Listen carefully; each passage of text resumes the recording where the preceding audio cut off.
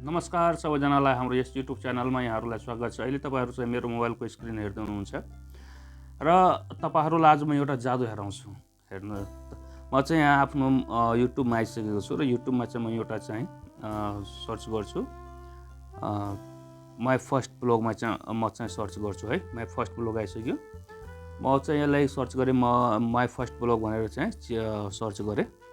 यहाँ चाहिँ जस्तै 0.42 सेकेन्डको हो। अब यसमा तपाईहरुलाई म हेराउँछु जुन यो भिडियो अहिले चल्दैछ हो हैन।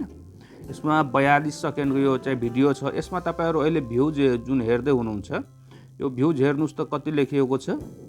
तपाईहरु हेर्नुस् त यहाँ देशी ब्लग Y80 100K भ्यूज 1 आवर्स एगो लेखिएको छ। कति लेखिएको छ?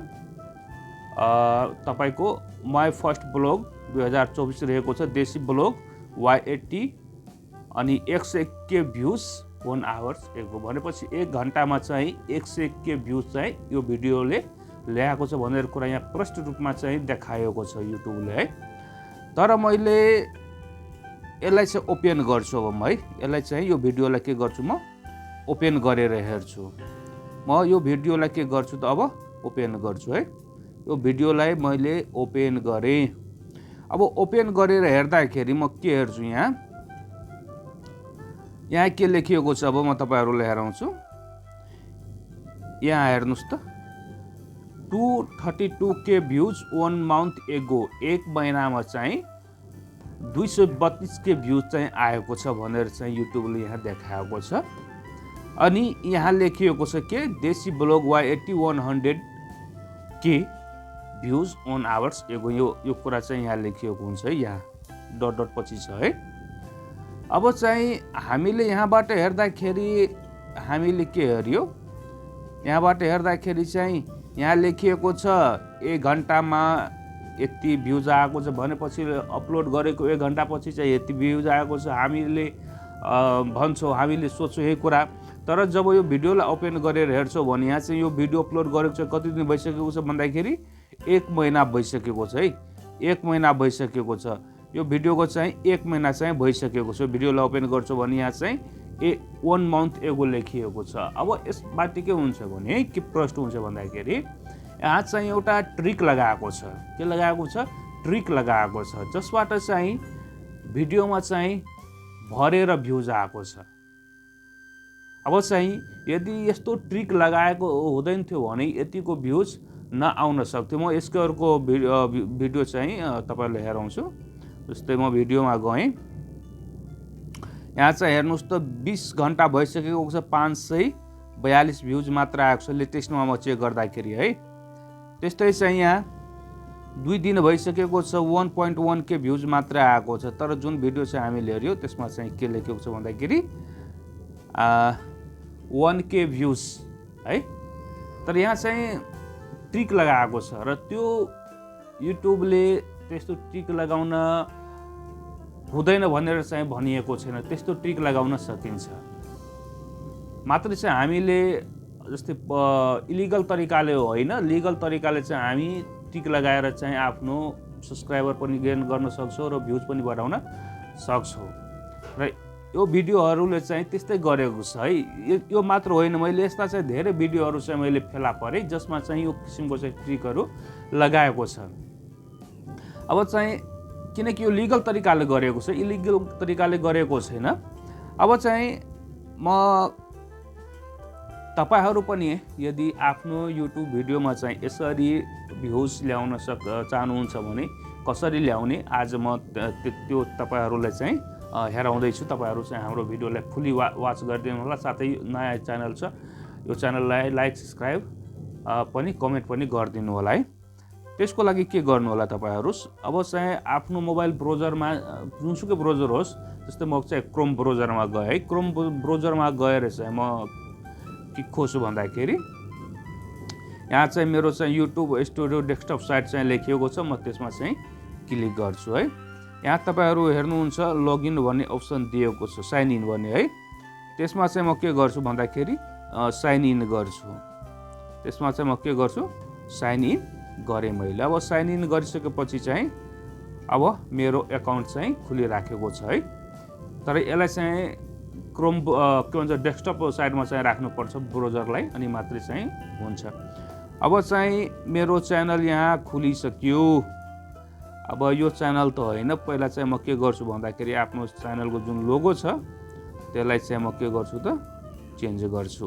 म आफ्नो यसलाई चाहिँ स्विच टु एकाउन्ट गर्छु। सबभन्दा पहिला स्विच टु एकाउन्टमा गर्छु। अब चाहिँ यसलाई म चेन्ज गरेर यहाँ चाहिँ यसमा म दिएँ, यो एकाउन्टलाई मैले ल्याएँ है।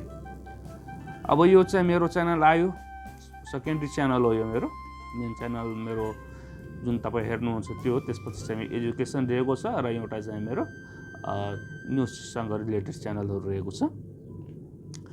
अब चाहिँ मेरो च्यानलको नाम तपाईँहरूलाई थाहा छ। यसमा यो च्यानलको नाम के हो भन्दाखेरि तपाईँहरूलाई म हेराउँछु।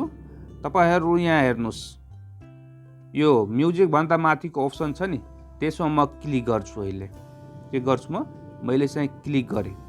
क्लिक गरिसकेपछि यस्तो चाहिँ इन्टरफेस चाहिँ खुलेर आउँछ है। यस्तो चाहिँ इन्टरफेस खुलेर आयो। अनि तपाईँहरू यहाँ 3 नम्बरमा चाहिँ हेर्नुहुन्छ, यहाँ लेआउट, ब्रान्डिङ र बेसिक छ है। यहाँ यो जुन बेसिक छ, बेसिकमा चाहिँ के गर्नु होला, क्लिक गर्नु होला है। बेसिकमा चाहिँ जब क्लिक गर्नुहुन्छ, अब चाहिँ बेसिकमा क्लिक गरिसकेपछि यहाँ तपाईँहरू मेरो च्यानलको नाम के हो, नेचर सर्भिस। नेचर सर्भिस चाहिँ मेरो च्यानलको नाम हो है।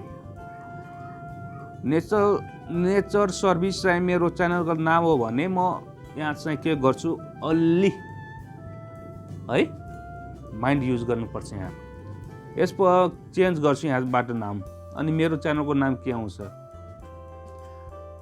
यहाँ चाहिँ डट दिएँ मैले। डट दिइसकेपछि अब चाहिँ 525K views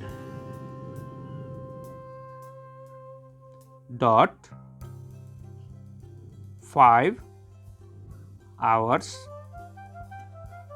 ago मैले चाहिँ यो लेखेर चाहिँ के गरेँ त, यहाँ चाहिँ तपाईहरुलाई पब्लिश भन्ने अप्सन, तपाईहरु यहाँ हेर्नुहुन्छ पब्लिश भन्ने अप्सन छ। यसलाई चाहिँ म के गर्छु, अहिले पब्लिश गरिदिन्छु। यसलाई पब्लिश गरिदिएपछि अब मेरो च्यानलको नाम के भयो, nature service 525K views 5 hours एगो चाहिँ आयो है मेरो च्यानलको नाम। अब चाहिँ म जुनसुकै भिडियो च्यानलबाट अपलोड गर्दाखेरि, यो च्यानलबाट जुनसुकै भिडियो म चाहिँ अपलोड गर्दाखेरि अब चाहिँ के हेराउँछ भने यस्तै हेराउँछ, nature service 2.5K views 5 hours एगो।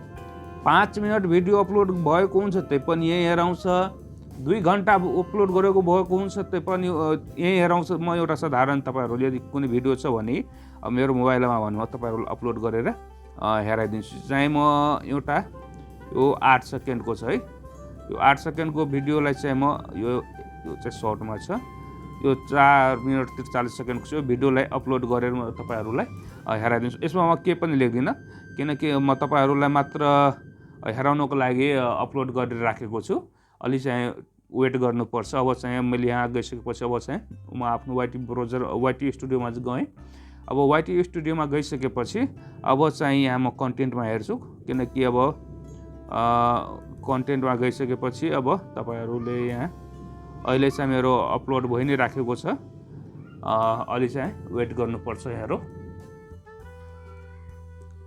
तपाईहरु अब यहाँ हेर्दै हुनुहुन्छ, अहिले चाहिँ भिडियो मेरो अपलोड लगभग भइसकेको छ। यहाँ processing up to H quality चाहिँ अहिले चेक भइराखेको छ। तर चाहिँ म यसलाई तपाईहरुले के गर्छु भन्दाखेरि जब म यसलाई ओपन गर्छु भने यहाँबाट चाहिँ पब्लिक भिजिबिलिटी पब्लिक र रिस्ट्रिक्सनमा चाहिँ नन दिएको छ। मेरो यो चाहिँ भिडियो तपाईको के भइसकेको छ भन्दाखेरि पब्लिक भइसकेको छ। पब्लिक भइसकेपछि अब चाहिँ म के गर्छु भने यसलाई युट्युबमा जान्छु।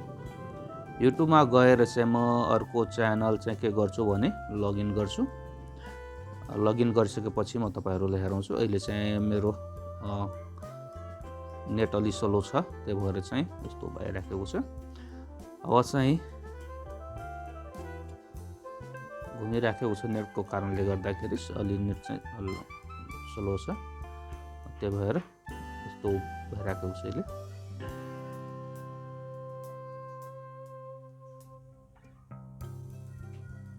मैले अर्को च्यानल चाहिँ लगइन गरिसकेँ यहाँ। अब चाहिँ जुन भिडियो मैले अहिले हालेको त्यसलाई म सर्च गर्छु, नेचर सर्भिस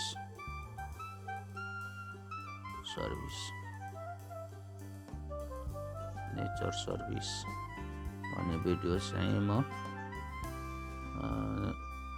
च्यानल चाहिँ सर्च मार्छु, किनकि धेरै पुरानो च्यानल हो मेरो। यसमा चाहिँ सब्सक्राइबर पनि छैन, एउटा मात्रै छ।